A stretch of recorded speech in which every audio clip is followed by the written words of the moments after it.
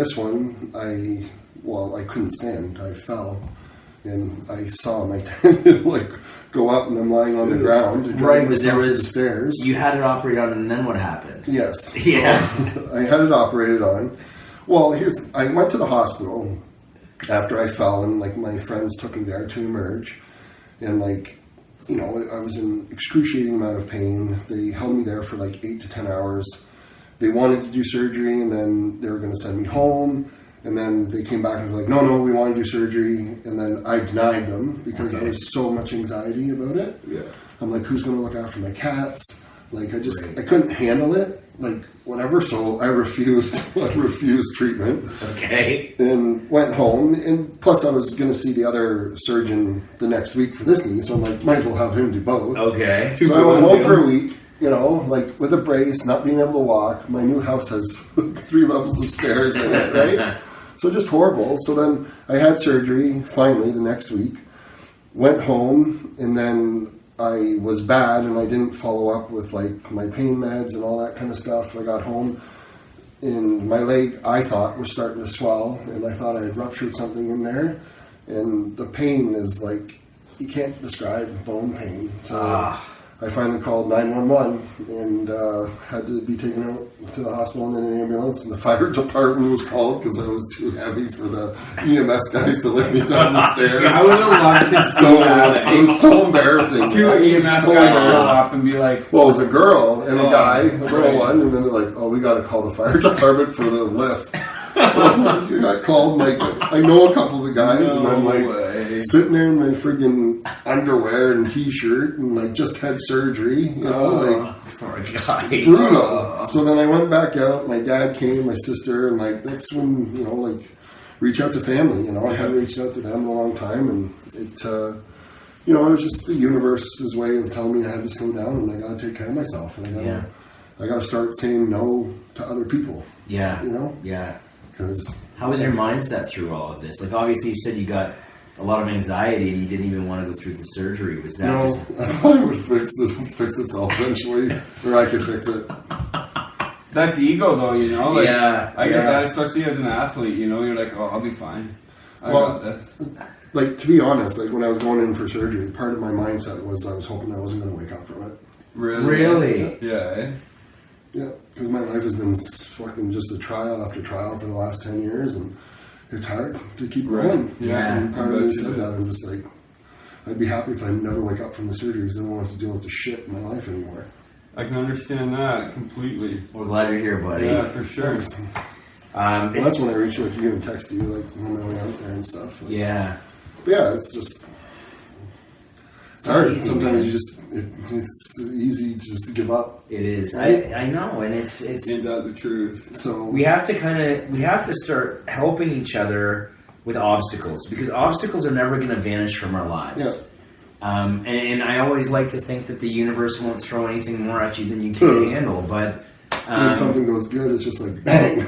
Well, every obstacle, trial, right? every obstacle you overcome, it's just going to be another one and another one. And if you look at life that way, without making it a game or without having some kind of fun and enjoyment out of it, what's the fucking point, right? And then it's just like, and I think that's the way that some of these youngsters feel. I mean, when you're in university and college and you're under all that pressure and you feel like you fucked it all up and your life looked like this and now it's like this. Buckle up, because it's not it's not how you're gonna plan it. No. If you have a plan, toss it out. Well, I think it's good to have you can have a guidebook of where you want to go. Sure. I think it's good to have, like, as long as you're okay with not going to a straight line. Yeah. It's not going to be a straight line. It's never going to be a straight line. It's always going to be a winding road.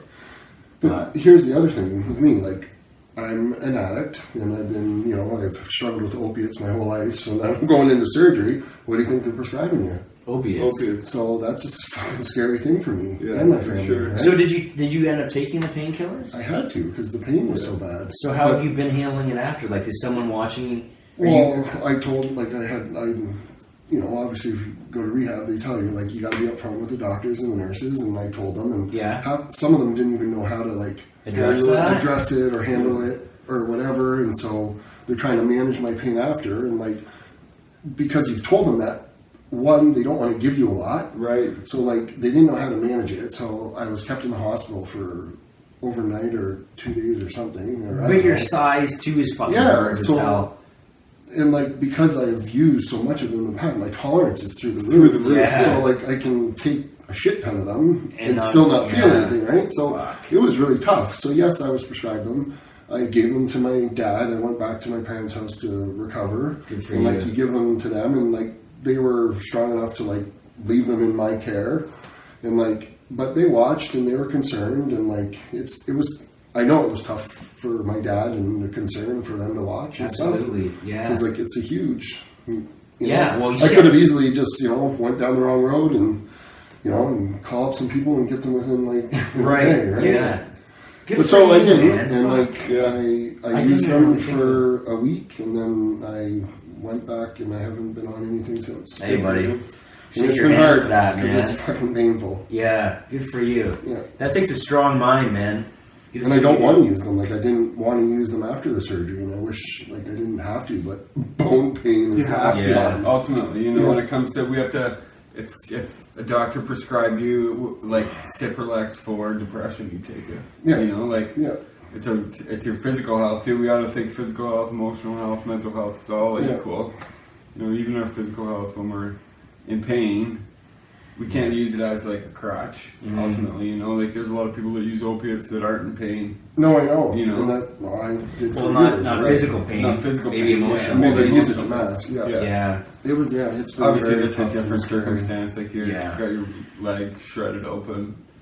But how, you know, like, it's easily, I could play the victim. For and be sure. Like, oh, you know, my leg's Absolutely. killing me tonight. Like, Yeah. call up some people. You betcha. Easily. You betcha. Like, I'm past that in my life. Like, I don't, Good for you. I think what the universe is trying to say is that we're better all together. We should not fucking give up again. No.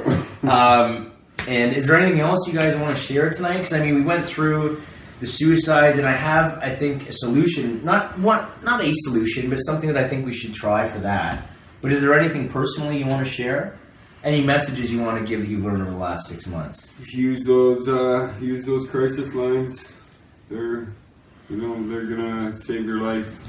Well, just reach out to anybody. Reach out to a Genuine. friend, a family, us. You know, it's never the answer.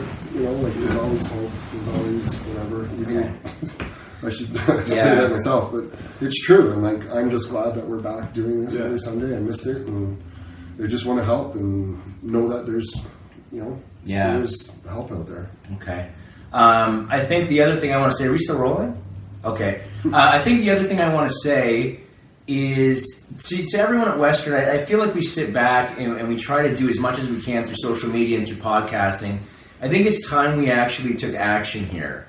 And I was thinking about just going back to basics, and, you know, when I kind of got on that whole little tangent about technology increasing and how much simpler times were, I think by going back and doing things the way that we once did, something as simple as a hug, and showing love and compassion to people that truly need it right now, would be a good way to start. Empathy, and helps cure depression. Sure. And I mean, I think that It is. I think that what we need to do is maybe go and hang outside UCC, which is the Student Community Center, right? Or University Community Center. Yeah, and we're just gonna.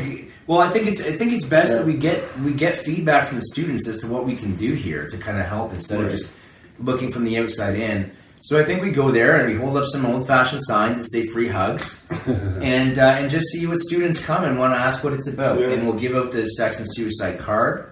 And we'll pick a day this week. What week works for you guys? It scares some people away. Maybe, but I mean, we gotta do something. We gotta do something. Like, I feel like even so even when you're as depressed as you can possibly be, you need human interaction. Like, you can't isolate yourself. But you need to feel value too. Like, and you're so much more valuable than you give yourself credit for. Like, even just going down the street and just flashing a smile at someone can make all the difference in their life. Yeah. So I figure, you know what? Let's just be simple. Let's just go give some hugs. What day works for you guys? Let's do this. I have no idea. Okay. I'm a one day at a time guy. We'll get back to you, but maybe this week we'll pick a day and we'll try that. I'll pick you up. And then maybe next week we'll do fan shot. And I just feel like when it comes to mental health right now, even though we're changing seasons, which is great. Seasonal affective disorder is kind of lightening. We put our clocks back next week, and I cannot wait. Oh, that's amazing. amazing. I'm counting down. Perfect. We're losing our sleep. Oh no, I don't sleep. So It doesn't matter. Welcome to my life. Yeah. I haven't slept in 20 years. 20 years. The other thing I wanted to just tell everyone is we are going to finish the program that we started. Yeah. So next week we're going to start back on. If you've been following us with Lucinda Bassett, we're either on week 13 or 14. I think it's 14, isn't it? I'll check, but Just do it again. well, do the whole program again. Well, we can catch up. We can. The nice thing about online is you can always go back and rewatch the podcast if you don't know what we're talking about. But next week we'll try to get into doing that again and focusing on some more coping techniques. And we'll also maybe we'll be able to bring an iPad and go live from when we do our little free hugs thing. Yeah. And we'll just something off the top of my head. We'll figure something out. But we need to start taking some action here too, other than just sitting on this couch and talking. And if you have solutions, fuck, everybody's so fucking quick to point out problems now, like this. Okay, let's start talking about solutions, and let's start coming together and making an effort to actually create change. And I think it just starts with one small movement here, one small movement there. So any suggestions you want to throw our way, by all means, we're here to listen. Again, if you are listening on iTunes or you have found us through another social media channel, our biggest and best way to be reached is through Facebook, and eventually we will start building a web page, and that's all part of the grand plan here. But we'll finish this off the old school style on the couch, 3 guys on the couch, the next couple weeks, and then we'll jump into season 2 where I've got a bunch of surprises for you guys.